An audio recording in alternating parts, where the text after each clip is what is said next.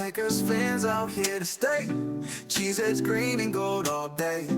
Jordan Love lead us to the bay. Every game we find a way. Green Bay hustle, grind it up. Hit the field, we don't bluff. Touchdown dances, feel the love.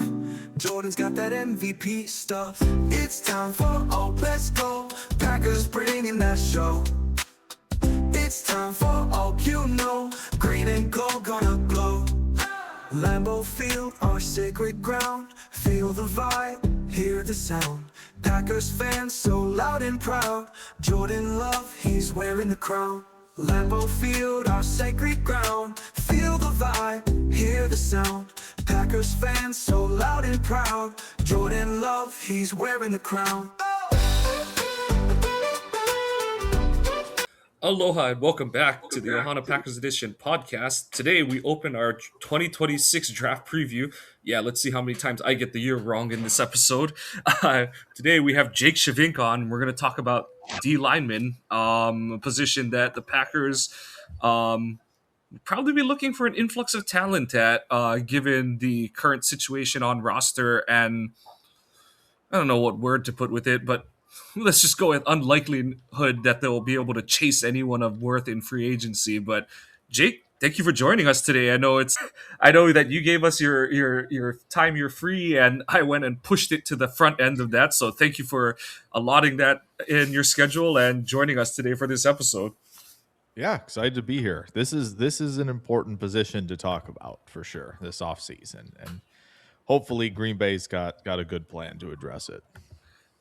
Yeah, absolutely. You know, Jake and I have made our feelings on the recent hires known, and Gannon has his, he's got his successful year in 2022. He's cobbled together some units when he was the head coach of the Cardinals and stuff, and the big thing for him is that his defense has worked when he's been able to rush the passer, especially pressure with four, and he'll do some window dressing and send some zone blitz looks and all that kind of stuff. But yeah, I know this sounds like beating a dead horse or like no surprise at all, but his defense, just from an outsider's view, not someone who's watched every snap or anything like that, but it really had the feel of, if he's not getting pressure with four, his scheme tends to get picked apart pretty easily. And that's with varying degrees of better quarterback play than the Packers look to have on roster at the moment. So yeah, Jake's absolutely right that, nailing this defensive line improvement is absolutely paramount for the Packers in 2026 to feel. I do want to step in and say something though real quick, because my thoughts have not been brought out on the whole defensive hirings yet. And I was asked about it by Brian Rago the other night. And, like I told him, first off, we'll see what happens when the season starts, because that's going to be the big test is, we can say all we want about what he's done in his past, what he's done, as a DC is. It's going to be how he does when, pads come on and games start being played. But I think I'm more excited about some of the guys he's bringing in to fill in for the staff than I am for what he does. So that makes me wonder if, obviously this kind of boots the whole Justice Mosqueda's, the Packers went cheap. They've got, 3 or 4 current guys on that they just signed that were former defensive coordinators in other spots.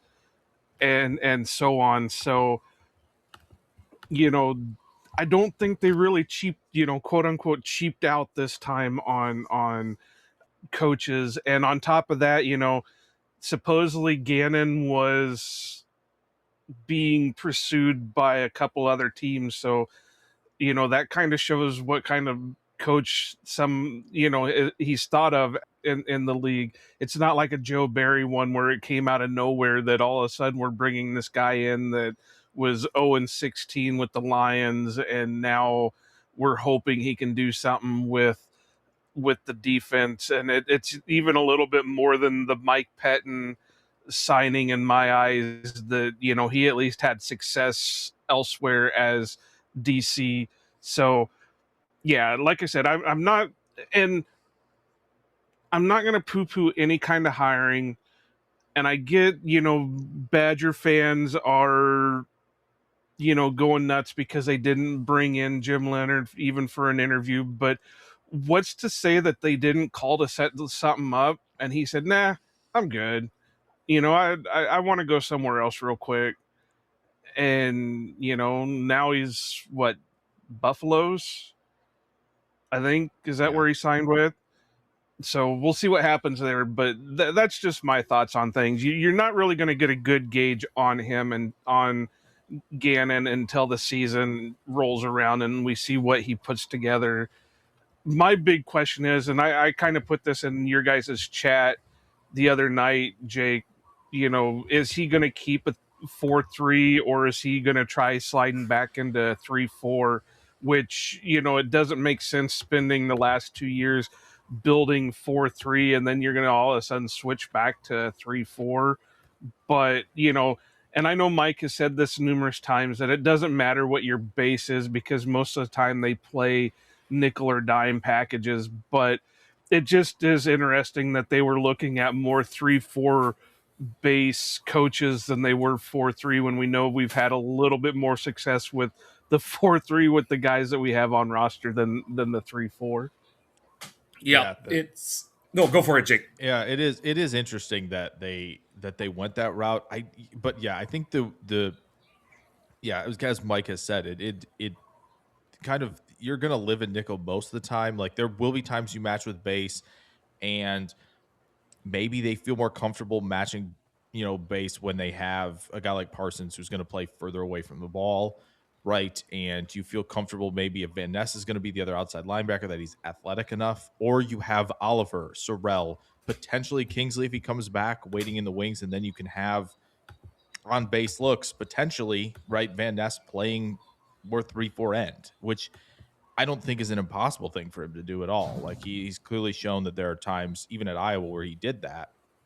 So, but that obviously now requires go find a nose tackle, which I'm sure, Yeah, I'm sure we're going to get into, right? So then they will have to do it. They made, if they're, but I do think, I think that the main point against maybe they're not moving is that Gannon has been adaptable, right? And he has, catered to kind of what the personnel is and what they want to run. So it's very possible that happens. Now, I know that the Green Bay, there were a few times, scattered in there this season where they kind of had 3-4 looks, as a base. So maybe they feel like they can just be now a team that kind of can switch between the two if they feel like, I know someone mentioned this, like Vrabel in Tennessee sometimes would just literally cater to the opponent. And like, if we're going to, we'll be in this for these guys and all that stuff. So maybe they think that there are occasions where they feel comfortable going there to the 3-4 for certain opponents, or for, just, I don't know. But it could be very fluid in how it's approached this year, just because they do have kind of some personnel that could favor the 3-4, and then some that could still potentially have a role or two in that, while also being just fine having, if you're in the 4-3, Parsons is more your rush end further away from the ball, and then Van Ness is more of your edge setting type, right? So they kind of do have a little bit of that mix. And I think that's going to be the name of the game early on is I think eventually they're going to want, that's always the thing everyone talks about is what is your identity. But I think early on it's going to benefit and almost behoove the Packers to be more versatile because, as we're going to get into, they have a lot of question marks on this defensive line going into the 2026 season. A group that seemed relatively flushed out in heading into 2025.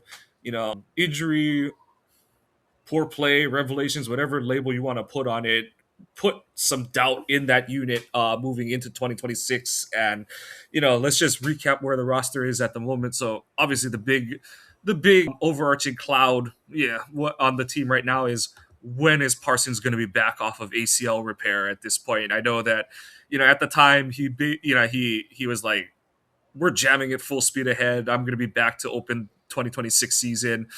And then right around when the season ended, he kind of, pumped the brakes a little bit and kind of, I don't want to say he fully like changed course, but he kind of like clarified that his mentality is that he's working to be ready for opening week and stuff, but realistically, just because of what the recovery is, the rehab program is, the realistic goal is to be back before September is over.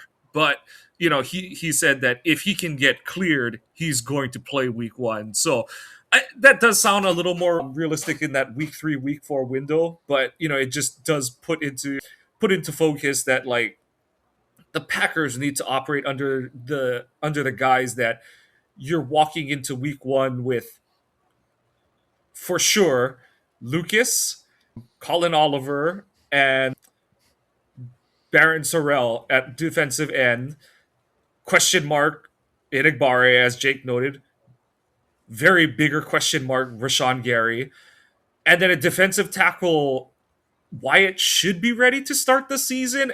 And, Colby Wooden had a good season, but tailed off a lot as the season went along. Just hasn't played that many snaps since he was in college, basically. So, of course, you're going to have physical wear and tear.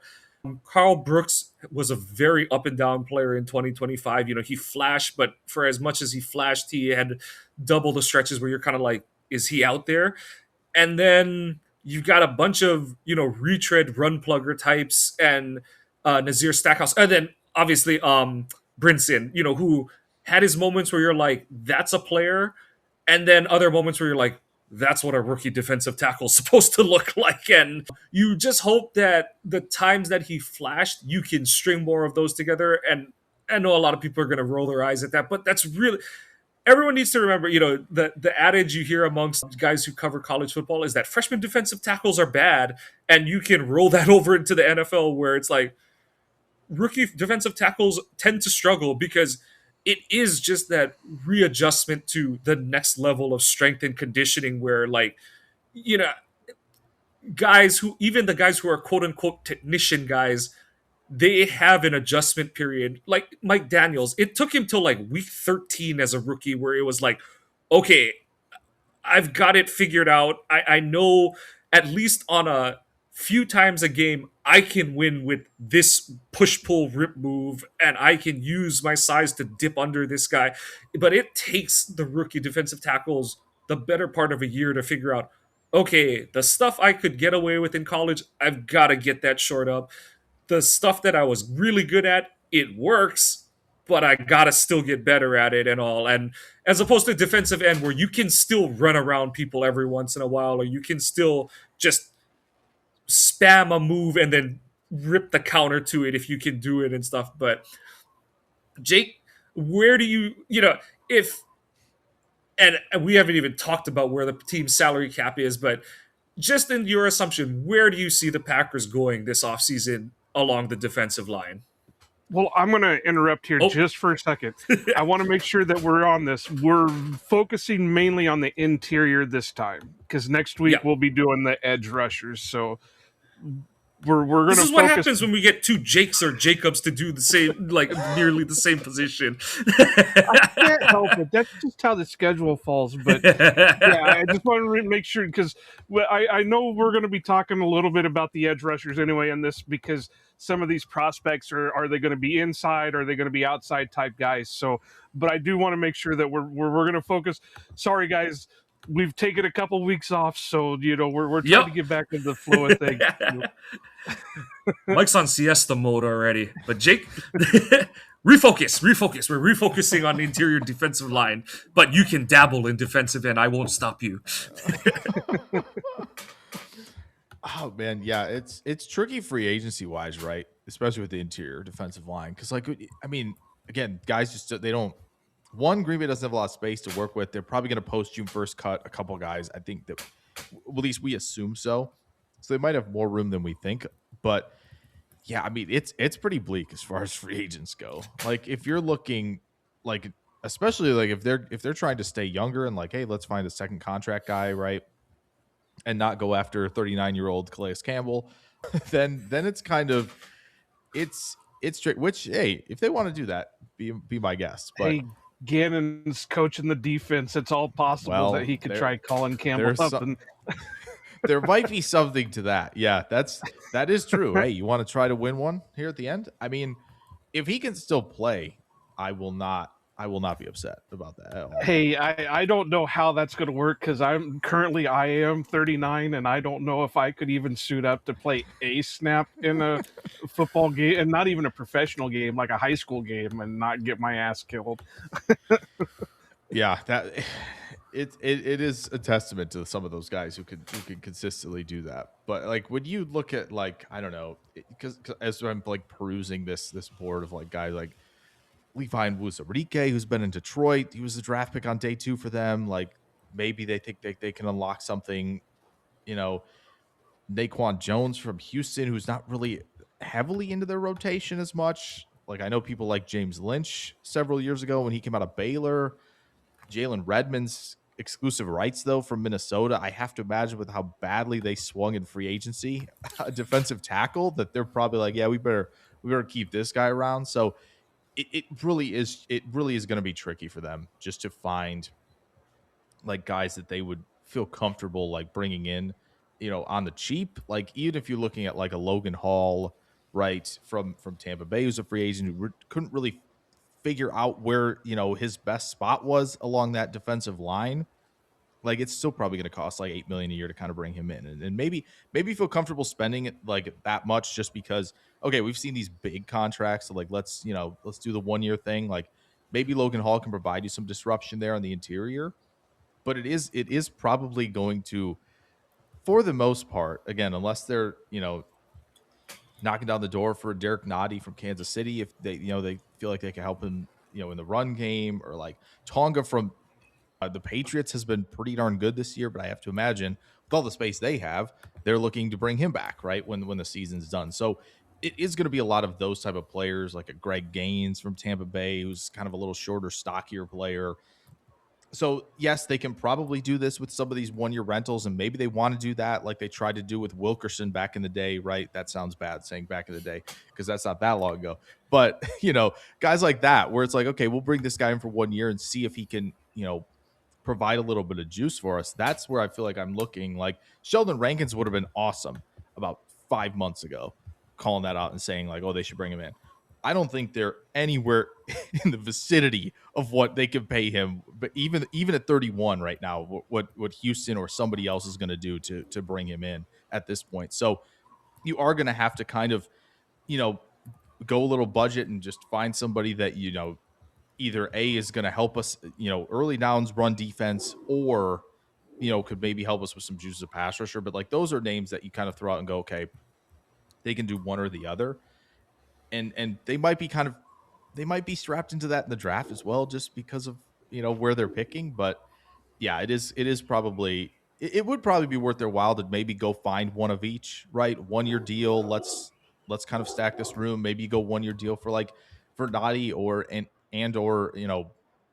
Logan Hall, and see like, okay, yeah, we're gonna put like 12-ish, 13-ish million dollars into these two guys for a year each, and see can we get some results out of that? Like that seems like probably what their course of action will be in free agency if they quote unquote get aggressive enough. Because again, we're not going to see, elite players are just not hitting free agency, right? Like the Jalen Carters of the world, no chance. Phillies, no thank you. We're not. He won't be available, right? And so that's the Byron Murphy's in Seattle in a couple of years. He's not going to be available. So it is going to be very much just with the salary cap going absolutely nuclear. Just teams are gonna be like, yeah, no, we'll give. What do you want, like, for your second contract, right? If you're really good in your first one, so that's where they're gonna have to look. Yeah, you're gonna have to get like it makes you really realize how lucky Thompson was when he signed Ryan Pickett off free agency back in 06, because it's like, and even then that was sort of a risk, because it's like Ryan Pickett, like a former, what was he, like a first round or a second round pick, and it was the whole like, okay, he was an early pick who was okay but sort of a disappointing player as a pro to that point, and like the whole the stereotypical, okay, he flashed some talent but didn't live up to his billing, his draft pick billing, and yada yada yada, and then found a home in Green Bay and like really resuscitated his career from that point forward. But to Jake's point, like the free agents, the prospective free agency market doesn't even really have those guys anymore, especially not coming off their first contracts. Like Hall is basically the equivalent in terms of that. But even then, as Shavink alluded to, Pickett, you knew he was a nose tackle. Like there was no mystery to what he was or wasn't going to be in your scheme. Hall, it's like, are we still sure he's not a five technique or like a base end kind of thing? Like there's still a little bit of pliability and mystery there. So yeah, it'll be really interesting to see how they go. If they either decide not to or can't persuade anyone from free agency to come in, and they have to rely on, trust me, we're getting into the draft. We're getting there in a short second. But if they go, I see a few moves they can, there's a couple roster move considerations they've got to make with the guys on roster. The big one for me is, do you roll the dice on some sort of like prove it extension with Wyatt to try and lower his 26 cap hit? Because he's on the 50-year option at this point. I don't think the team wants him playing at a fully guaranteed. What is it? It's like 13 or something. Like, yeah, for all intents and purposes, $13 million.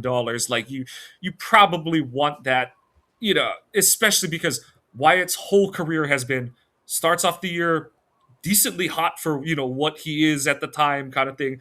Then gets injured, then takes a bit to get back up momentum, and then it's either been never quite gets back to what he was before the injury, or unfortunately this season gets injured again and is done by Thanksgiving. So that's Do you think one. they're kind of kicking themselves for giving Wyatt the 5th year and not Quay?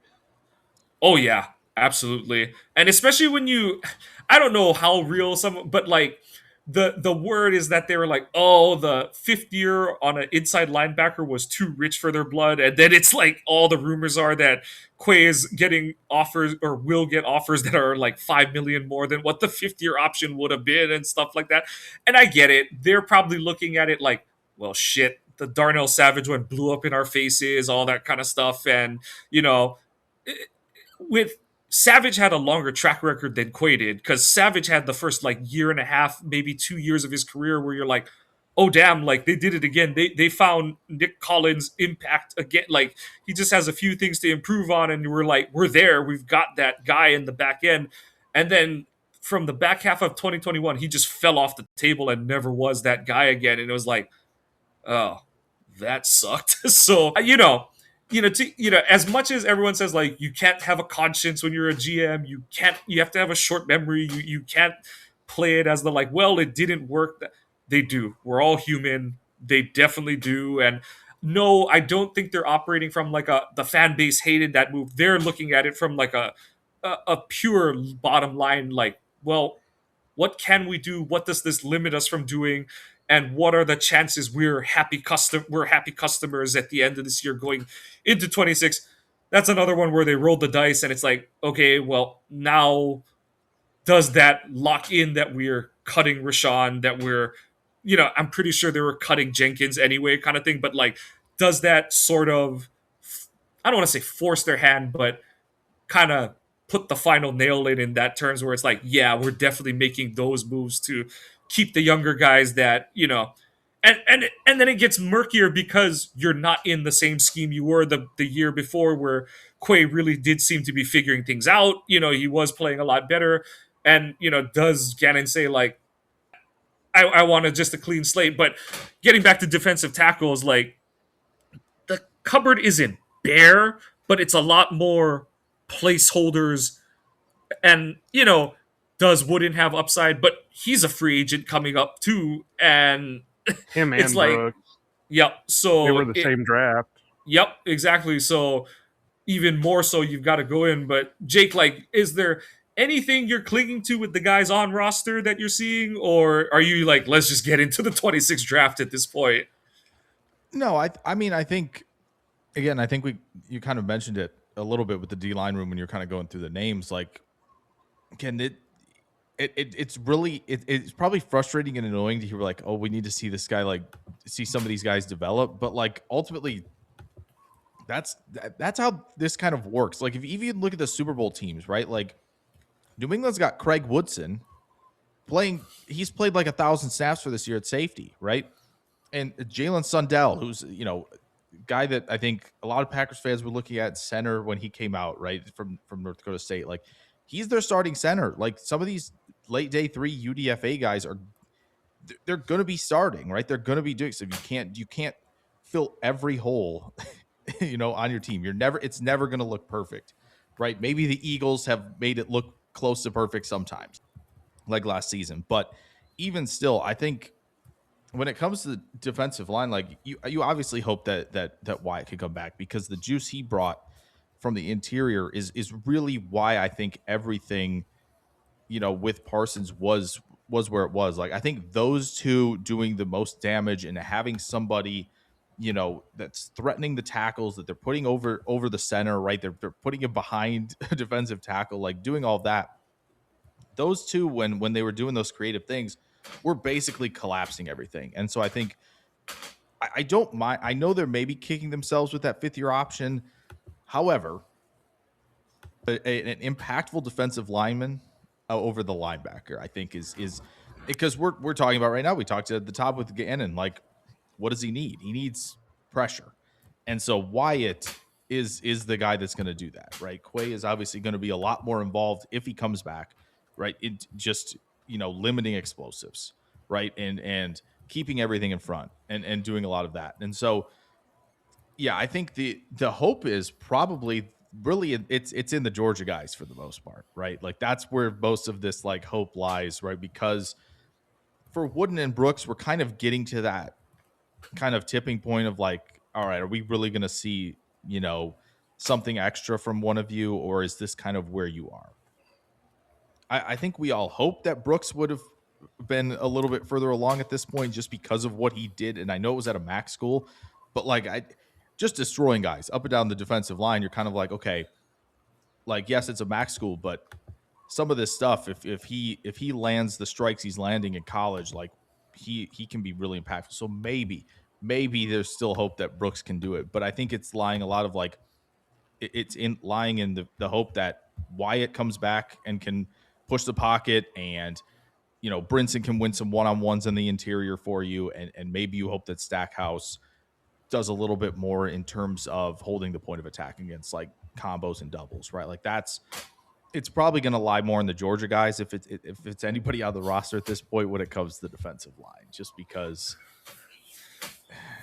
that's kind of where all of them are at. Like, I don't mind the idea of doing the Devontae Wyatt thing like they did for Watson, where it's like, yeah, we'll give you one more, right? And we'll see where you're at from there. And if it, and I know that's tricky as well because he's older, right? They draft him at 24, and so that makes it tricky. But I mean, I don't think he'll say no to another year, right? If it's a good number for him. So maybe they have that opportunity to kind of maybe lessen it a little bit this year. But again, obviously 2028 is kind of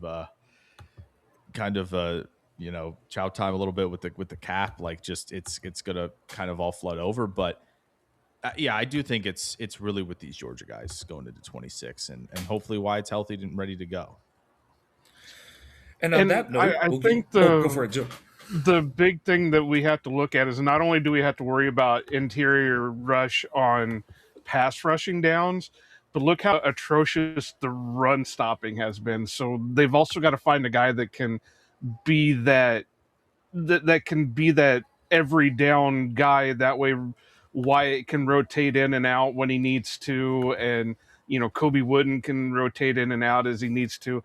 The one guy that and I don't know if this is just because of hopium, but I do hope that they do sign Jonathan Ford to his restricted free agent tender, just because I think maybe not so much for the pass rush, but just because he's a big bodied guy that'll help with the run. And he did help there for a bit when needed, but then the injuries just started piling up, and he'd only been in this part of the system, a couple weeks before being thrown in for significant snaps. So, I'm but I really liked him when the Packers drafted him. So, like I said, I don't know if this is just hopium that, that they stick with him. I thought he got a raw deal when they brought him in because, he'd flash in preseason and then all of a sudden he was cut and on the practice squad for a little bit, and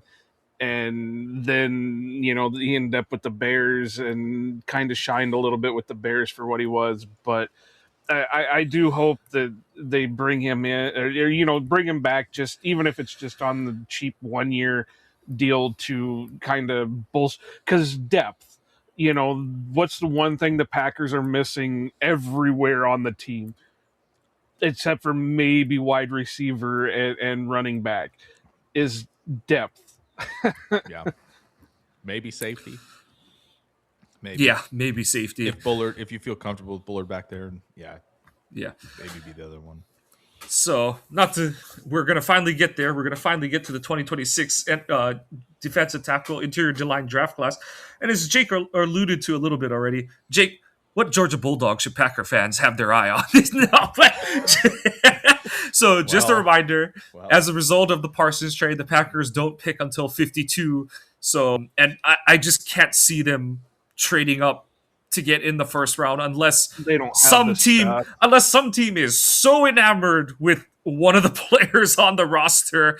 I just cannot see how they get up there without dishing away picks that they absolutely need because of the cap situation that all three of us have kind of pointed our finger at from a distance. So, Jake, day 2 opens up. Who are we hoping is trickling down the board? Come the who are we hoping is just like a pachinko ball, just boinking along the rods and gonna fall into the Packers' lap at 52.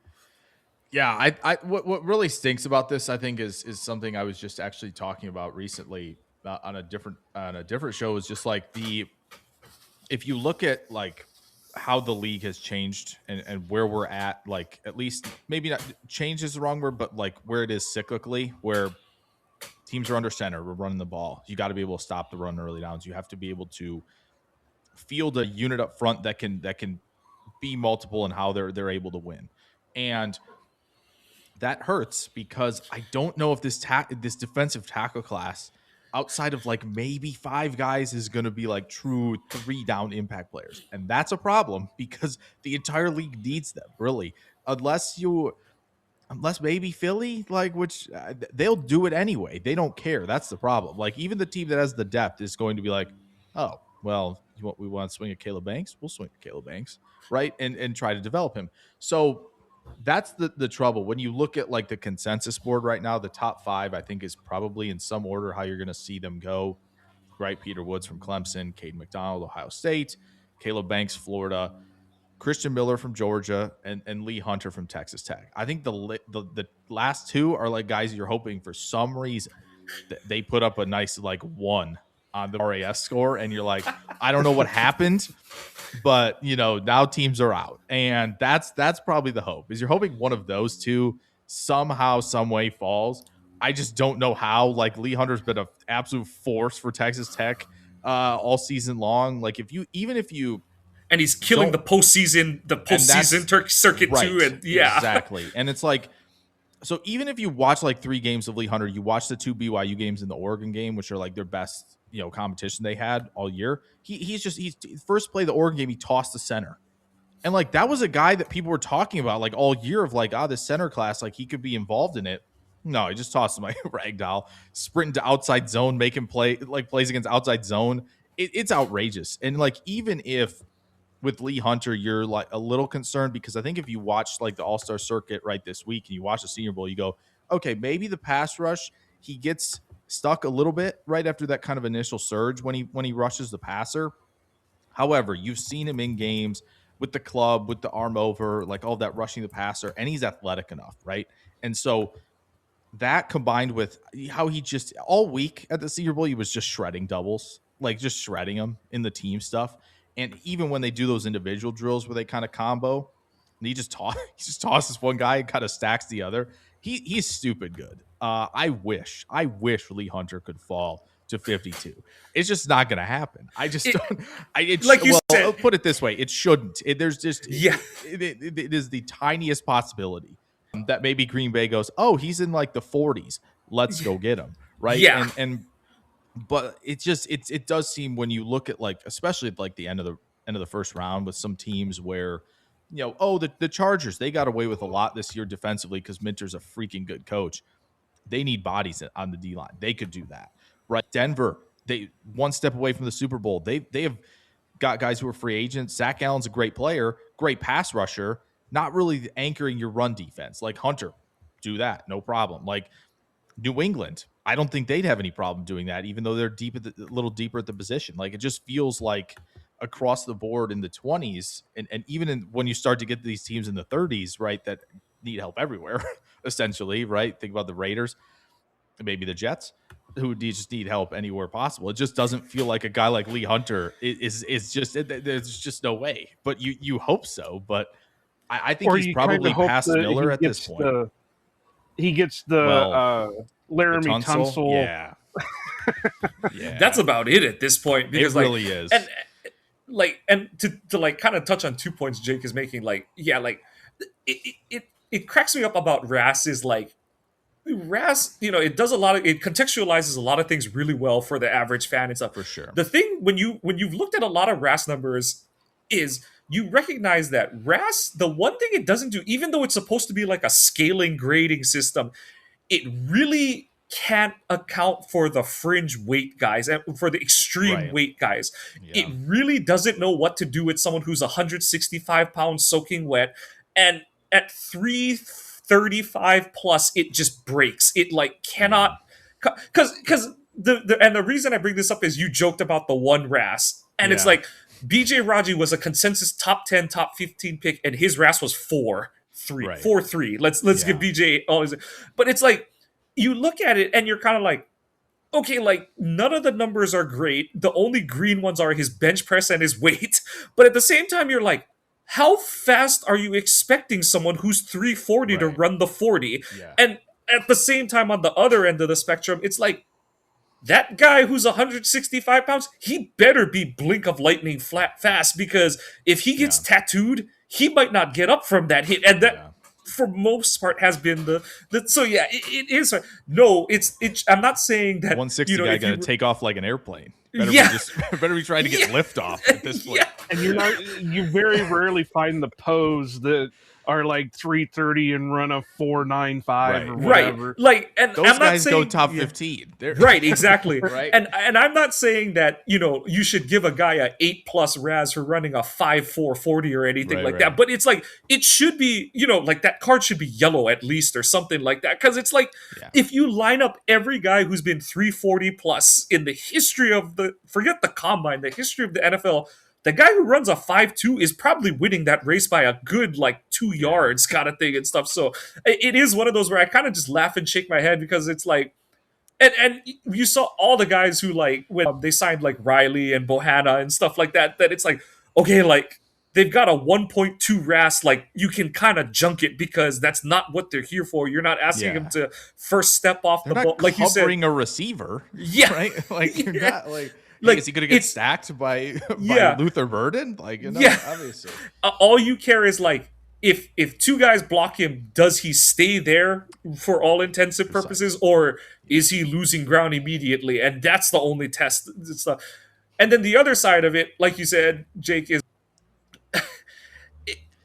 everyone's like, okay, but is he a nothing in the pass rush? But I'm like, okay, that's subjective as well, because it's like, again, for a 330 plus 1 tech, 0 tech nose tackle type, it's like, I just need the guy who, I don't care if he does is push his guy back 2 yards.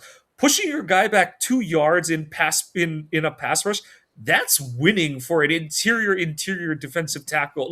There's degrees of reality and degrees of nuance to this that the average fan just, they hear all the catchwords and they're like, oh, minimal pass rush upside doesn't offer much in that phase. But I'm like, okay, it's all relative. And like Jake said, I just don't want, you don't want the guy who's going to give ground in pass pro. And I know that sounds really stupid to say, but you want the guy who's going to give you something.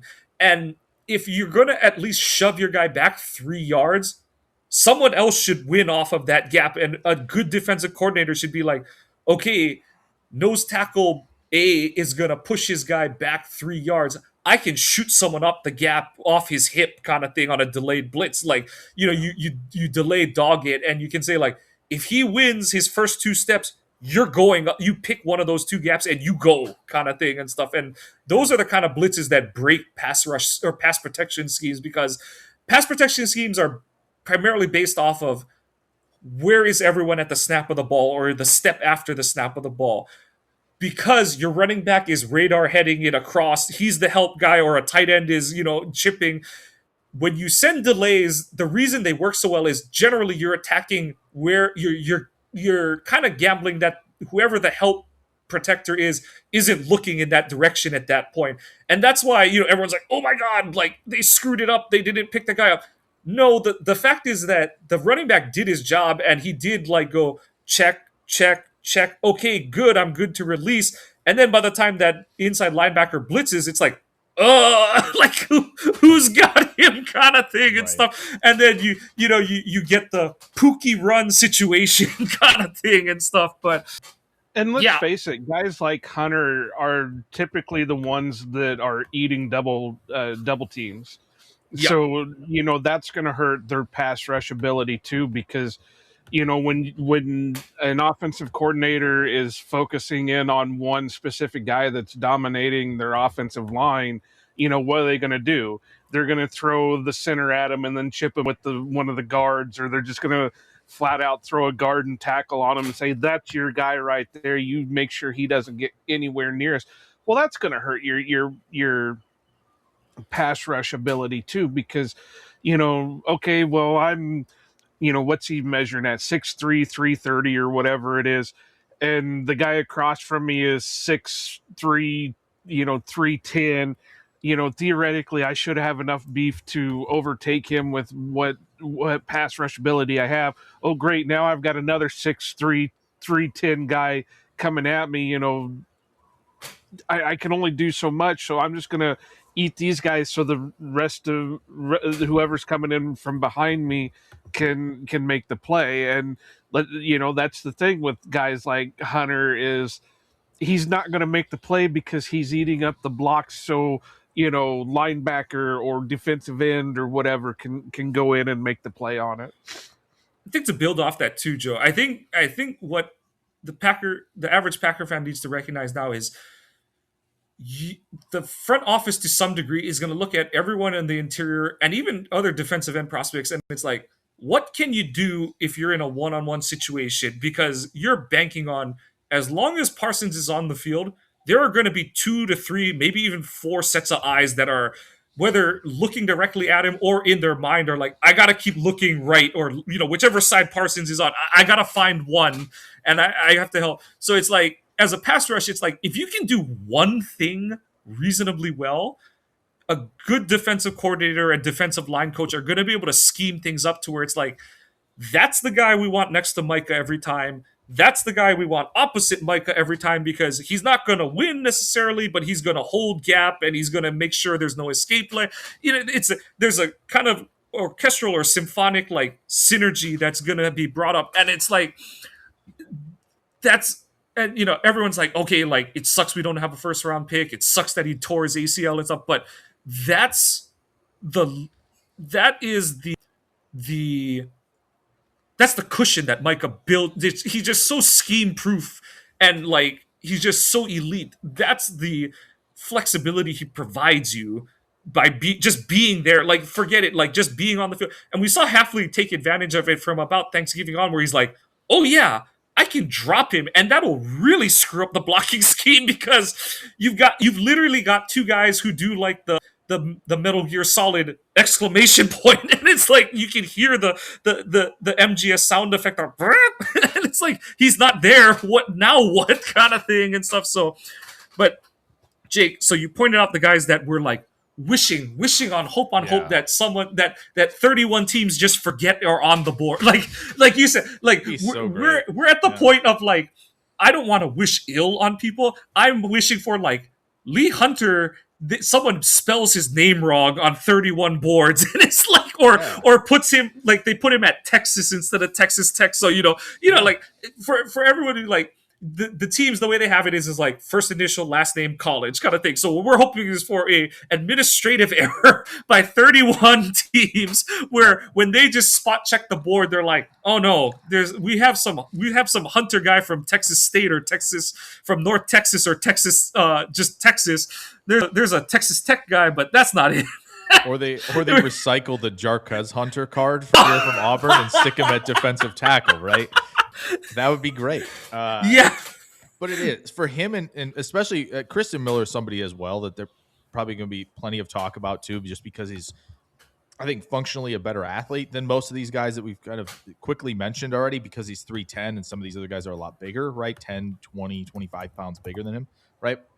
Or heavier, I mean, but he's good athlete, good punch, win the ones, right? Especially in the run game. He does miss the tackling is probably the biggest question for him, losing balance sometimes to try to make some plays. But he's another guy on that wish list of like, he can probably do a lot that what Green Bay would want to do, right? Him and Wyatt out there is kind of, again, with Parsons out there in both of them, if they imagine that front, like they're going to get one-on-ones and they can probably win them because of how well I think Miller just how well he can strike. And it's sometimes extension right in the run game, but it's also just, I have leverage quickly. I've got the inside position and I can work off of it. And so him and Hunter are probably everybody's could be, clamoring for, but I just want to make sure everybody got a quick glimpse of like Miller as a prospect as well, because he's kind of teetering in that range too, but most likely, right? You see Georgia guy with some disruption at defensive tackle, teams like, oh yeah, okay. Yeah, so yeah. Oh, I see the G up there. We'll take that. Yeah. Let's go there. So who falls into that next tier of you'll either just kind of nod and be like, I'm okay. I'm assuming Miller is at the top of that next tier. We've exited the 5 who are the please for some reason, like roll your ankle running the 40 at the combine and oh my goodness, what's wrong with him kind of thing.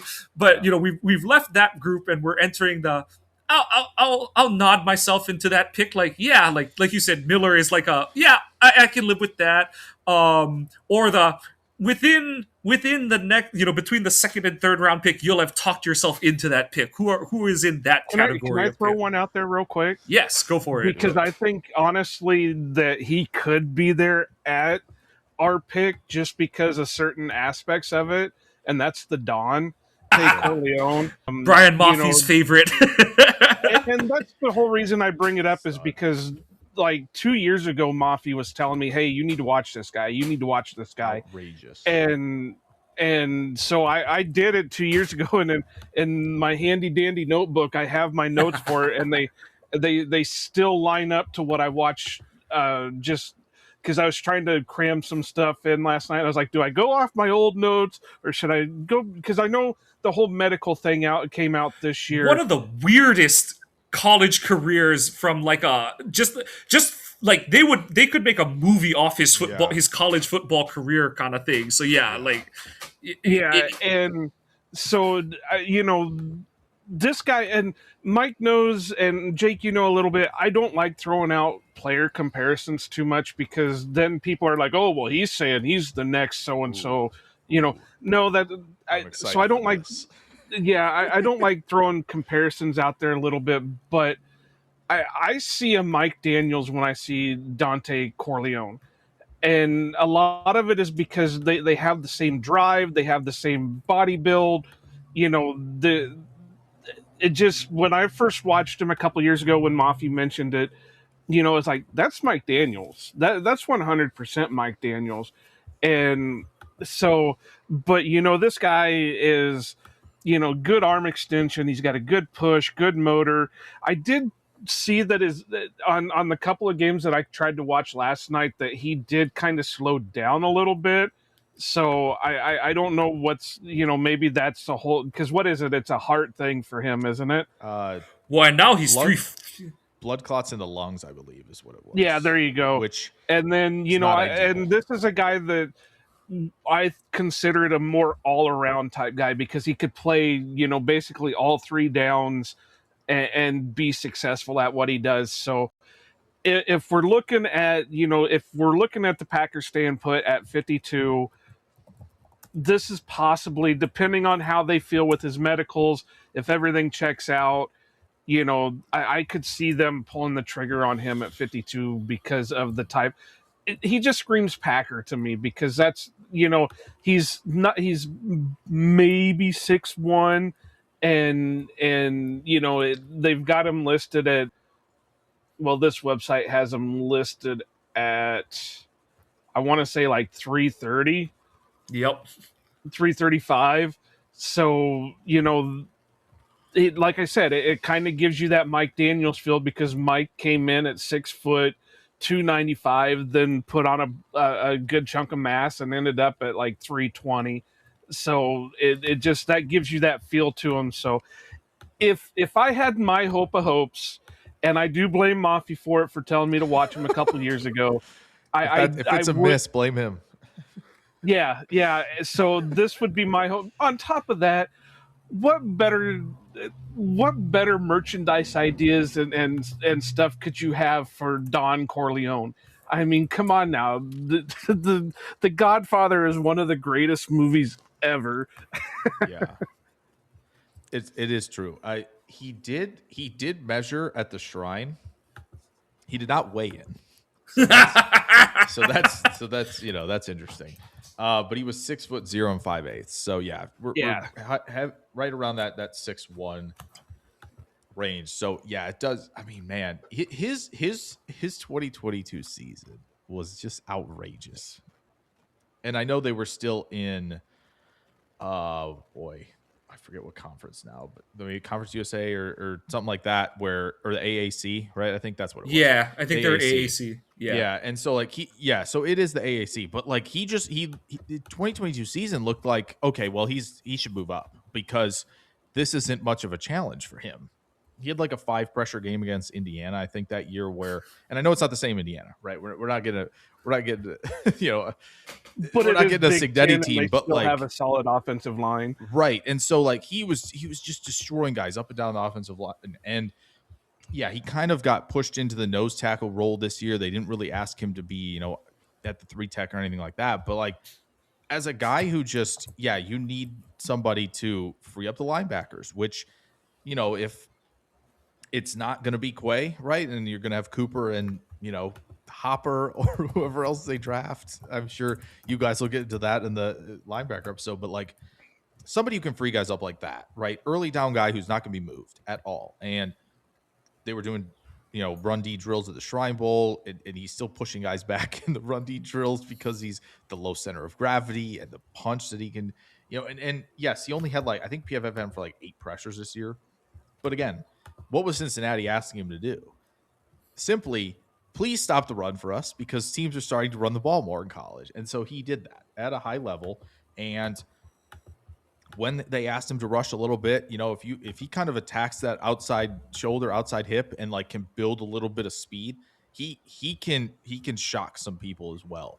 And so I think he did that in the Nebraska game. It was a really good rep of him doing that. So yeah, I mean, yeah, if the medicals make him tumble down even further and he's like a day 3 guy, I don't think you should hesitate, to be honest. Even my only concern with that is, if he's tumbled because of that, are the Packers going to touch him, because they have a conservative, medical staff for the most part. So, well, maybe not anymore, but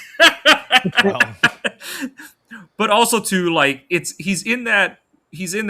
So he's got the medical, and because of the medical, he's older too now. He's going to turn 24 in August and all that kind of stuff. So, maybe those two conspire to get him, even into round 3 or the fringe of round 4 kind of thing. That makes it a little bit easier to take him and stuff. You never know. But round 2 is usually when the Packers like to take those guys. I mean, well, that's the thing is that type of player. You're right, Joe. But defensive tackle, that was one of the shocking things. Goot has taken 1 defensive tackle before day 3, and it's Wyatt. Everyone else has been a day 3 pick, and I was kind of like, no, that can't be right. And it's shit, it is. Yeah, no, Joe, I looked position. He just He's like, I don't want to deal with this position at all. It's almost like he looked at Thompson's draft record and took the wrong lessons from like Thompson taking all these flyers on early, day one, day two defensive tackles, and he like kind of was like, never again. It's like, no, you've got to take him every once in a while. Just don't take the guy from Arkansas Pine Bluff or wherever the hell Kyrie Thornton came from, kind of thing. At all, like it was just one. Montravius Adams a Thompson pick? He was a Thompson, yeah. So like that was the last of the like. I'm gonna just gamble on the. That was like very edge because that was the only one that I was like, have they not? I know Montravius was a third round. Was that had to have been the King year then? Yep, that was the last Thompson year. So yeah, they just haven't taken tackles that high. But all right, and then Jake, as we get into like round 3, round 4 territory, who is on your? Well, I took Jake's thunder. So Jake, did you have a second round that they could? Man, second round, I feel like that's going to be. I think 52 is going to be a weird spot for them, especially if Corleone and the medicals are not great. Because I do think like guys like Dominique Orange and Daryl Jackson are probably guys that are going to be pushed more to the third. Because I just don't see. Like I think we'll have some pass rushing defensive tackles that I'm sure we'll bring up, but like it does seem like there's a drop off there, which is why. I think like our pie in the sky stuff, just it's not possible. I just think the first 5 are like boom, boom, boom, we're off the board, and it's like pick 35, and people are like, yeah, that tracks. And so yes, maybe they'd be interested in like Jackson or Orange in the second, but this can kind of bleed into the third round discussion a little bit. But it's like those two, yeah, fair. But like those two are probably in that same vein. Maybe Jackson's giving you a little bit more as a pass rusher, right? And again, I think the thing with Jackson is right, the height. Like he has to work to play with more natural leverage than some of these other guys do. But you turn on the Clemson game, which is probably one of the better teams they faced, and like he can toss some guys aside. He's violent in the strike with the hands. Like he obviously got the call up to the senior from Shrine for a reason, because it was like that's not enough of a challenge for him. But again, he's kind of in that similar vein of like he's not like this tremendous athlete that some of these other guys are that are in the pie in the sky group, right? Like nobody in this like trio that we've kind of mentioned now in the last few minutes are going to be at the level of athlete that Miller is, right? You're not going to see flexibility, changing direction, all of that. This is more so like true either stop the run nose tackle or like I am a pocket pusher, not a work around the shoulder, flatten an edge, right? Any of that stuff. But Jackson maybe fits a little bit better just because, Orange maybe struggles to rush the passer because he doesn't have the length to do so. And you see him kind of stand up when he tries to sort of push the pocket more. And he's going to have to do a lot of those quick wins at the line of scrimmage rather than push, where Jackson can get push and he can shot guys back and jolt them back to the QB and potentially just run guys over, to where like he would probably be in that realm of like, you like what you see in the All-Star circuit. That's kind of confirming what you've seen all season on tape. And, you make that call where he's probably gonna be, I think 23-ish by mini camps, I want to say. No, he's 24 right now. He's 24. Oh no! Sorry, 23. I've got too many. I've got too many. I've got too many tabs open. Yeah, no, that's right. That's usually where I'm at when I do this. But yeah, okay. If he's 23 now, so like again, a little bit older, but that's kind of the reality, right? With the NIL, like you're probably not going to get as many juniors, and I think that number has gone down really sharply last couple of years. So you're going to see more of these guys. Now, you won't see the 25, 26s because COVID runs out, I believe, this coming season, those type of eligibilities. But you will see guys like Jackson, who's 23. And, do you feel like there's something extra there that you could develop? Or is it just more of, okay, you're going to get this powerful rusher who can win with the hands, right? He can work around guys. He's got like the club. You can get that, work off the push-pull a little bit, right, when you get an early strike, and then just kind of push with the power. And then, you ask him to sit, to peek, to kind of shed blocks against the run and see if he can handle the doubles. He's certainly balanced enough, whereas you see some of these guys who, like Miller's probably one of them. And again, because he's 310, and some of these guys are a lot bigger, where you get shocked by that combo and you kind of lose some balance. Whereas, guys like Corleone and Orange and Jackson aren't going to be. And that's where, okay, you feel comfortable about your group rushing the passer. Let's go get the nose tackle, see if Jackson can provide a little bit more extra than these other two. And, see if he can get into that rotation in year one. So that's probably the Jackson's probably the round 3 guy where you look at and you go, even with the height, and you're worried about leverage, you feel like he offers you at least enough in terms of disruption, straight line, working straight line through the face of some of these guys. Jackson coming out, he reminds me, ironically, of another Florida State Seminole from 10 years ago, basically, this draft, Eddie Goldman. I see a longer, taller, linear defensive tackle who can eat doubles and kind of Goldman's scouting report kind of read that way in 16 because he was one of the guys that was like Green Bay was interested in him potentially early in that draft, and it was sort of the does he have the upside as a rusher to go? Forget day 2. It was like, can he rush the passer enough or develop there enough to take him round 1? And he never really did, but he was the Bears' starting defensive tackle for 5 years and a really good one for the why am I forgetting? Fangio. Yeah, but he was a really good starter for the Fangio defenses when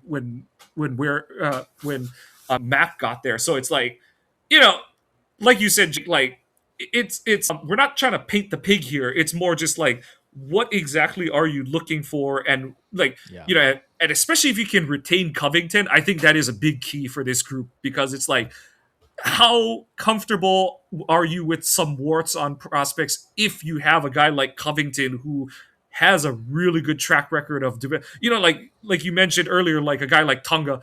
Covington's the guy who put in a lot of the work in developing a guy like Tonga. Some of the other guys they have on that roster who are just banging up of opposing offensive line.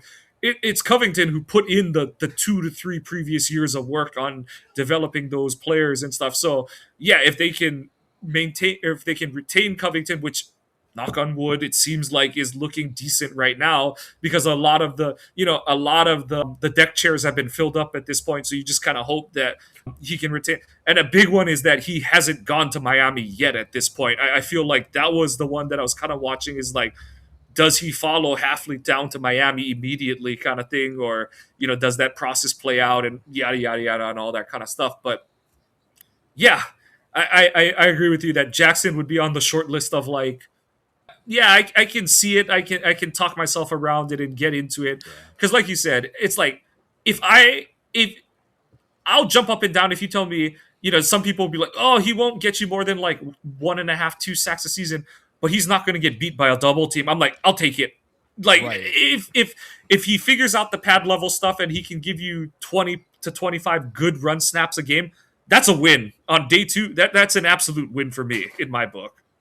Yeah, if you could him. Oh, sorry. I was just gonna say if you could with him get to what are we looking at here really quick? Just a 40% success rate.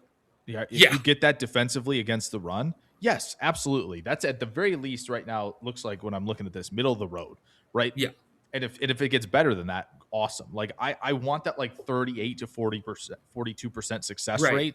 If you give me that against the run as part of you being on the field defensive tackle, I'm taking that, especially in the mid rounds. If you're contributing enough of that, that's kind of what you're going to do with the rest of this class. You're going to kind of what role do you want? Do you want the guys we've kind of been talking about here for the last 10 minutes or so, or you want the pass rushers where there are some there are guys who can do that in this draft, but it's kind of outside those top 5 guys. It's gonna be you want this or this, and that's where I kind of brought up free agency. If they want to go get a run stuffer and a pass rusher to kind of fill that, they can do kind of that similar thing in April.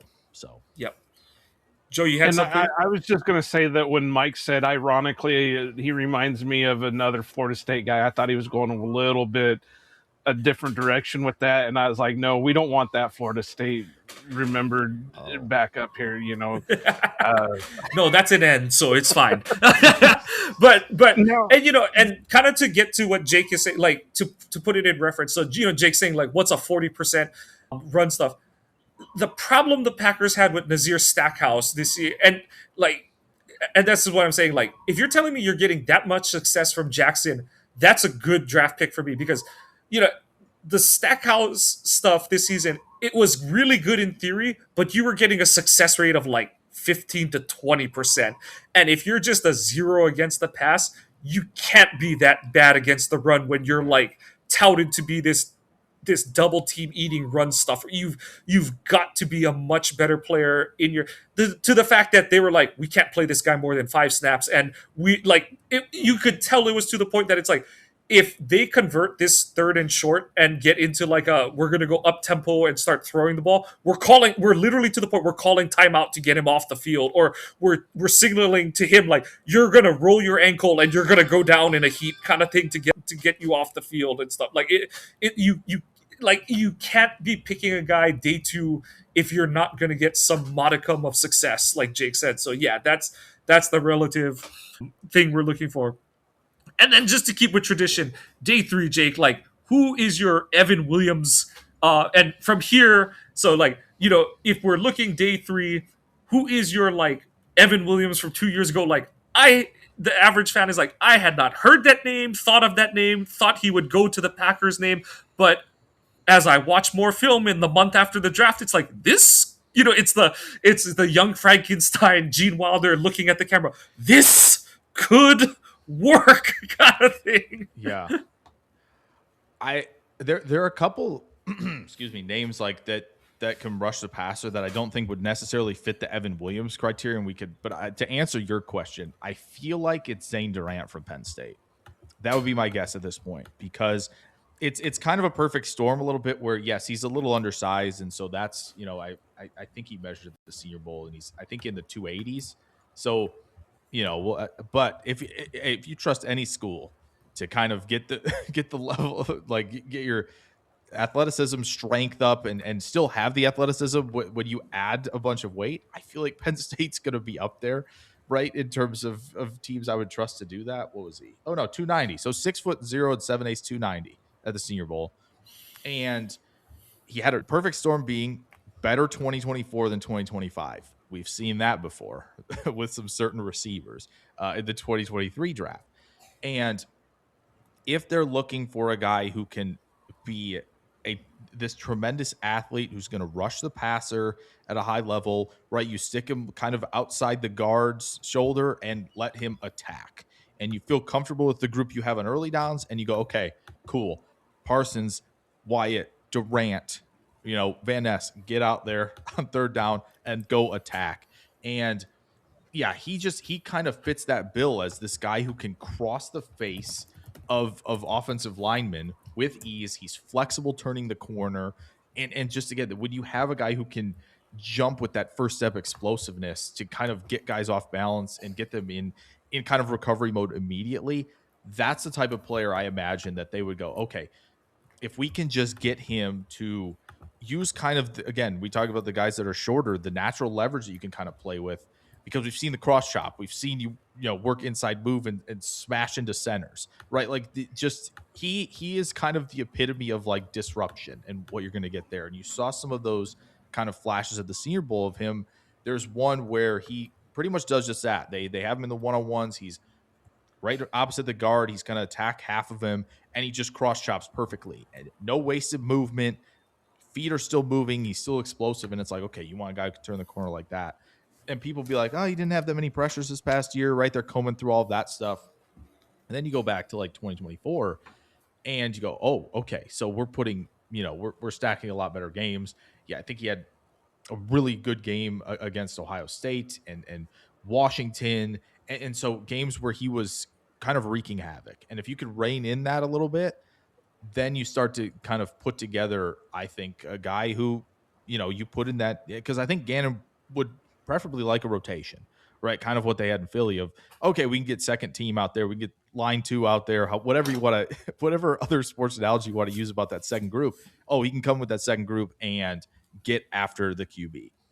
That would probably fall into that. I think he's like PFF 200s somewhere right now, and probably equally as far down the consensus board as well. Like he just feels like a pass rush type where we're not talking about him as much as we are like, name drop here, Grayson Halton from Oklahoma, which I feel like we should probably discuss as well, or like a Skylar Gill Howard from Texas Tech, right? But he is another guy I think in that same vein of like, yeah, we can ask him to do this thing and potentially get really good results.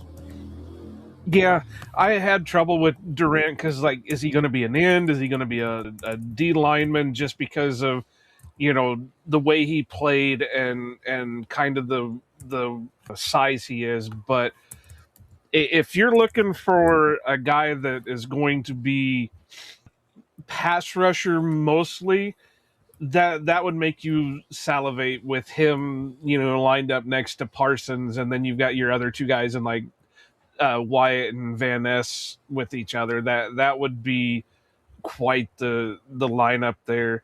I got one that I want to throw out here that first off, the name, the way I've been pronouncing it in my head has been just, it makes me giggle a lot, but it's Dominic Williams out of Oklahoma. And I said he's a little bit on the shorter side, does have good arm extension. He tracks the ball well, and his speed looks pretty good for a bigger guy. But the way I've been pronouncing it, because the way it's spelled is Damonic, I've been pronouncing it demonic. And, because that kind of fits with the way he played. And I think he can give you a little bit, from the bigger side of things, he can give you an all-around type player.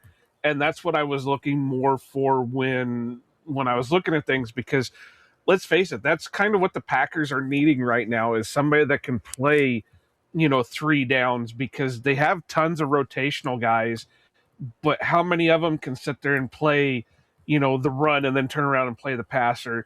Like Mike was saying about Stackhouse, how many times are we going to have to burn a timeout to get the right personnel because the other teams went up tempo and the Packers are out of alignment. So, that's kind of the guy that I was looking at. Sorry, my allergies are kicking up today. That's all good. Okay, so we talked a lot about like guys who can stop the run. You kind of dabbled in it, Jake. Who are the other just might not look like a defensive tackle types, or maybe they do, but who else could add juice to this pass rush out of this position group that you've got your eye on?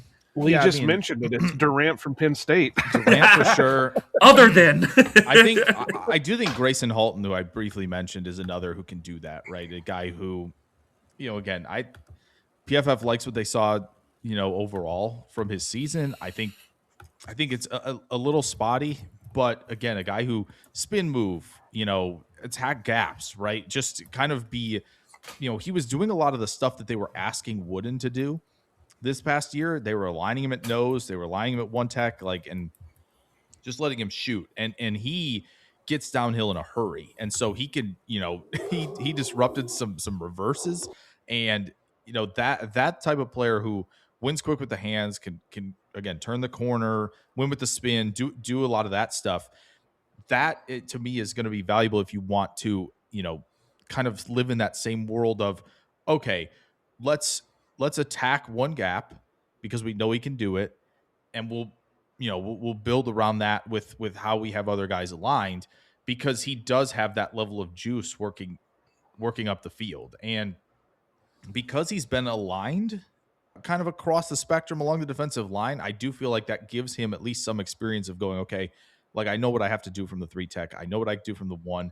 If I play low enough, if I trust that technique, like I can help this team maybe in a variety of ways. And maybe that's kind of, what Green Bay might look for, because they just seem to be like, nah, these 330 guys, 340 guys, we're just not taking them early. We just simply can't do that. So let's go after guys who we think, can provide that juice. I think Halton would definitely provide it if they go that direction. And obviously Gil Howard's another one where he played briefly in we didn't get to see him full season in 25, but man, and he's the one problem is he looks very short when you watch him. He is very short out there, right? But I don't see many short guys his size doing what he's doing to offensive linemen. So maybe they go that route, but I think Halton is probably the more I think the more reasonable route they take just because of the size, and they feel like he's not going to potentially be overwhelmed out there when he looks like when Gil Howard looks like the size of a linebacker a little bit. But yeah, I think if you're looking for that level of juice, I think that's where you want to look.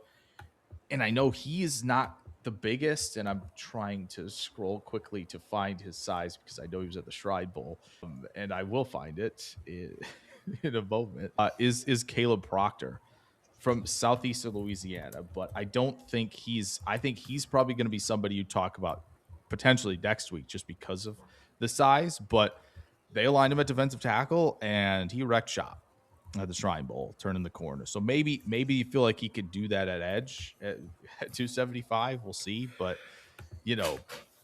that he could be somebody again who you might talk about otherwise, but another guy who definitely has juice rushing the passer. I don't know. I get PTSD when I hear the last name Proctor, so it just That's fair. That's fair. That's fair. There's a couple of guys that I kind of was trying to cram in last night that, like you got Ahmad Moten from Miami that could fit that slot. Amari McNeil from Colorado. I think he's going to be pure pass rush. I don't think he's going to be, because when he was asked to be on the run, he was getting washed out pretty much, but he had a pretty good pass rush to him. I would be remiss if I didn't mention our friend Joey Van Zumeren's fellow Missouri guy, and Chris McClellan. Yeah. The thing that even Joey kind of said, he doesn't overwhelm you in any one aspect, but he's the type of that guy that could give you a little bit of everything. So more of the jack of all trades type. And some of these guys I'm mentioning, I don't know where they're going to go. I'm not good at judging, rounds for them. So another one would be like Bear Alexander from Oregon. I thought he was pretty good with his stuff. Where's the one that I was looking at? McClellan could fit really nicely into they picked who? Like Evan Williams? Another Senior Bowl guy who maybe doesn't jump off, but again, does everything well. That's like a perfect candidate for Green Bay round 4 of just like, oh yeah, he does everything well. We got a guy who's going to eat snaps and can do it well. He's not going to, like you said, Joe, he's not going to wow you, but he's also not going to be the sore thumb sticking out kind of thing. Right. Yeah, he's not like missing tackles or doing anything that's like, oh, why is like none of the like why, buddy? Like, Right. The only knock that I had on him, and it was pretty common when I was watching a lot of D-line guys, so I'm wondering if that's something that they're teaching him more, is he got a little high out of his stance. So, he was a little bit more straight up when he was attacking the offensive lines.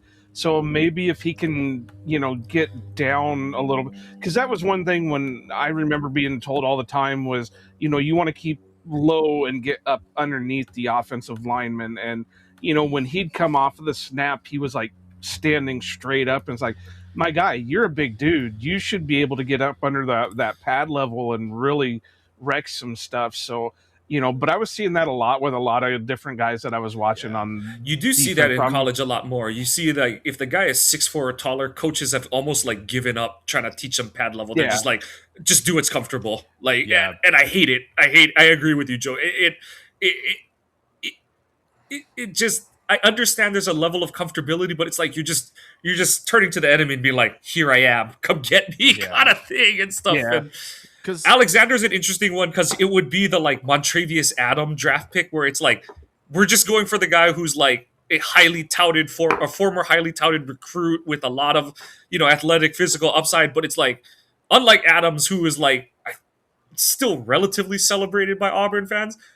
Alexander, it's the opposite end where it's like, why did you leave 3 different teams kind of thing in 2.5 years? It's like there's questions, and and that precludes him to maybe being available more, possibly in day 3 and stuff. But like Jake kind of pointed to, when you get into that like late day 2, early day 3, all of day 3, it's like, okay, this guy is still available because he can't do this or because he has outstandings on his record kind of thing. As is tradition, I'll point out my Michigan guy, one Rayshon Benny, who falls into a similar bin as Chris McClellan. I think Benny's best trait is one that's not going to stand out to your average fan, where he's 6'4", not very big he's listed at like 305, 310, but the thing he does well is he's a long, lanky guy, and he really uses his length really well on like outside zone. He's like your prototypical, if you're going to face a lot of teams that run a lot of outside zone, that's the guy you want at 3 technique, who's just going to be able to pretty much run with an offensive lineman and just be like, hey, like, I know you want to reach block me, but you're not going to, kind of thing. And he developed a better anchor against power over his career. Never quite put the pass rush together, but you always saw flashes of like Jake said, there's like something to work with there, and there is the like he's one of those guys who he has so many counter moves, but you don't know what his established, like, is he a rip through, is he an attack outside shoulder, but he'll throw, like, he in the same game he threw across the face, he threw a spin move, and he'll throw like a hesitation step at you, and you're like why don't we hear about this guy more? And it is just the whole, like, he just doesn't rely on one like go-to move where it's like, oh, this is his fastball. It's like only a 50 fastball, but it's a fastball that it's like he sets up all his other moves. He's kind of just a throw the kitchen sink, and like eventually someone's just like, there's too many moves and I don't know which one to prep for. But he's a guy that it's like, if they picked him round 3 or round 4, I'd be like, that's a good, like, they can make something, because like you said with McClellan, Joe, it's like he's not gonna embarrass himself on the majority of snaps he plays. It's just gonna be like, okay, cool, he's out there, and then every once in a while you're like, holy shit, like, who did that kind of thing and stuff. So yeah. Well, if Mike is going to throw one of his out there, then I obviously got to throw one of mine out there, and that's Mr. Aaron. That's the marching brand of this show. Yep. The only thing about Graves is he's listed at 295, so he's going to be another one of those that, does he drop a little bit of weight and try to play the edge? Does he, put on a couple extra pounds to, play more of an interior guy? But, the thing about Graves is he's been consistent through his time at Iowa. And the other thing about being at Iowa is it always seems like these guys will start out as freshmen and play as limited time as freshmen. But then when it's their last year in college, they're like the spotlight's on them, and they really rack it up. Lucas was kind of the same way. Mike was kind of the same way. Yaya Black last year was kind of the same way, where, it really just kind of shined on them. And when we talk about edge rushers, Max Llewellyn is going to be on that too, because it's the same way. They worked in the background. They did some good things the last couple of years, and then when it was their final year, they kicked it in. And I mean, just playing interior for Iowa, according to ESPN, he had 17 solo tackles, 37 total, 5 sacks, and he even had an interception. So,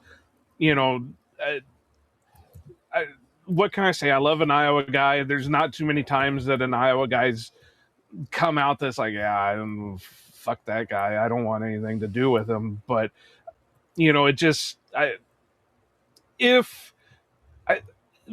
another one that I'm not sure where he's going to go.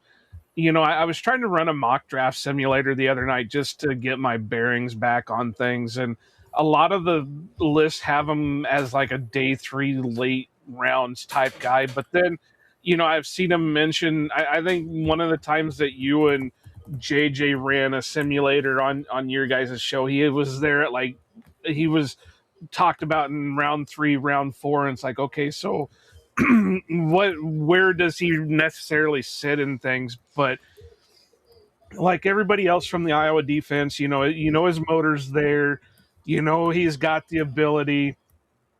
He's going to he's got the repertoire to be able to throw multiple pass rush moves on him if need be, but he's going to be another 3-down guy that can play both the pass and the run.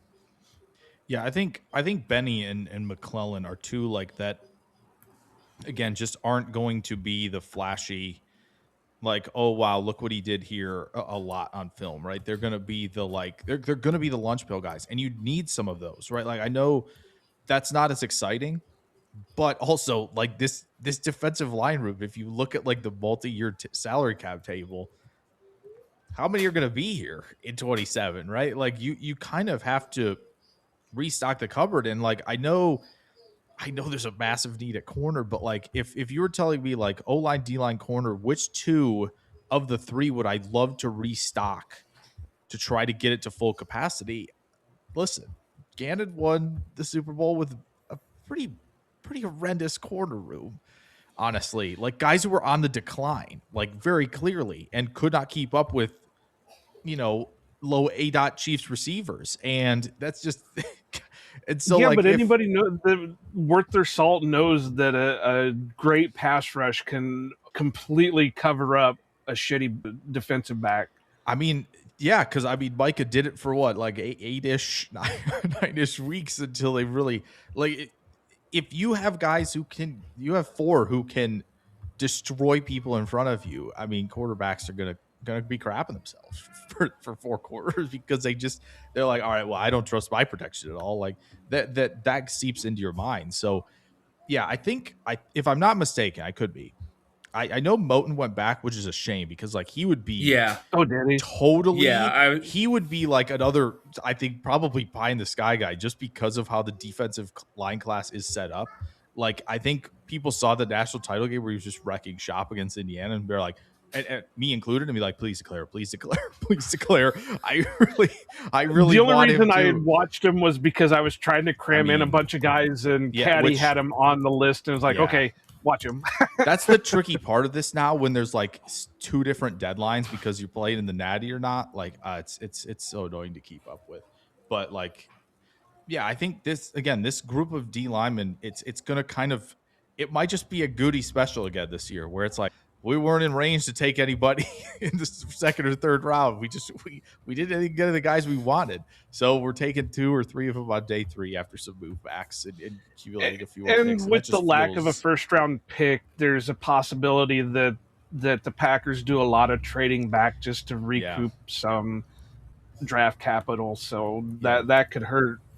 Not even hurt, but that could limit. Yeah. And so that's, again, this is tricky where you're in a spot where you traded 2 for a guy you absolutely should trade 2 for. Yep. But again, I think no, there's no way that I would poo-poo that. Mike and I talked about that several times, that if you could have told me that, and I was just thinking about this last night, that was a total Madden trade. Yeah. Oh yeah. Where you're in your franchise mode and you're trying to get a pass rusher, and it lists like 3 positions that says, this is what they're looking for. So you're like, well, I got this D tackle here. Let's just throw a couple of draft picks on it and complete. And now it looks like the Packers may be winning that trade even more, because the rumor is Jerry's wanting to cut Kenny to save money. So, don't tempt Goody with another good time of bringing Kenny back. And he can do it on minimum salary because the offset laws or the offset rules and stuff like that. Like, don't put it past it. Like we're talking about all these free agents of like, oh, this could be cool and interesting. It's like, Good's looking at every Kenny Clark interview, and at no point does Kenny go, fuck Green Bay. Exactly. I am never going back. He only talks about it fondly and like with the highest regard. Good's like, I've still got him. I've still got him. Goody's like, hey, Kenny, we're sending you to Dallas, okay? I promise you will be back, okay? You will be back. And this time, Micah's going to be to your right, okay? Yeah. It's like, or he's going to rush from right there. We're going to line him right behind you. You're going to feel a hand on your haunches. And it's exactly. It's like, what? Wait, am I the center on defense? Yeah. No, but like, I mean, I wouldn't rule it out. Like, I think there's a chance. Like you said, they're going to have to get creative with this defensive tackle room because of the lack of early day picks, because of the lack of an round 1 pick. The draft class is really thin at the top. It's a lot of Tetris piecing that's going to have to go on with the defensive tackle class this year. Defensive end is a little more like there's pieces that fit multiple roles. You have better young options. There's much more to be happy about with an Oliver and a Sorrell on your roster as up and comers kind of thing. Whereas it's like, okay, like I guess we have one more year of Wooden and Brooks, and like I said, the first third of the season, I really liked what we saw out of Wooden, and you had to understand that you needed someone to step up because he wasn't going to last the whole season just shooting the gap off the snap the whole season. It just wasn't sustainable. Yeah, like it's just trap that, and they'll do all that stuff. Yeah. And I commend Wooden for just trying his best all season, because it's like a guy who's like, from the moment they traded Kenny, you were like, this guy might double his combined snaps played from his first, and he basically did. Yeah. And it's like, and I was like, what are they going to do? And watching week 1, it was like, he was really good. And then I'm like, I don't know what the plan B is, because there's no way he's lasting past like the bye week at this level kind of thing. But so, you have those two.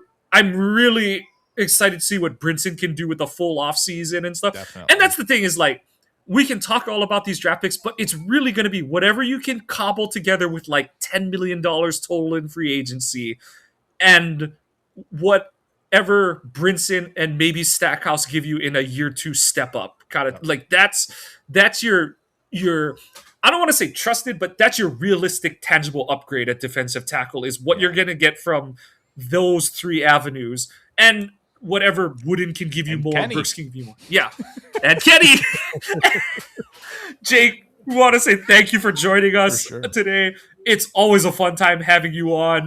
Like, and we love unpacking positions and roster situations like this one, where it's like, I appreciate having you on for the ones where it's not the straight dead giveaway ones, because it just gives you so many more ways to probe your mind and get your insight on things, as opposed to like, oh yeah, like you should just pick this guy. Like it's a no-brainer. Like I know that's not possible because we don't know who's going to be there, but I like when we, push the buttons on the jukebox and you have to go and dig up a disc from the bottom of the repository. Yeah. I always appreciate how you're able to do it on the fly and really help us fill in the blanks. And like I said, that's the thing, is like, we have 36 fans. We want to make sure they're all really engaged with this, and we always appreciate your time, Jake. So thank you for joining us on another year of our draft preview episodes. Always. It's a blast. It really is.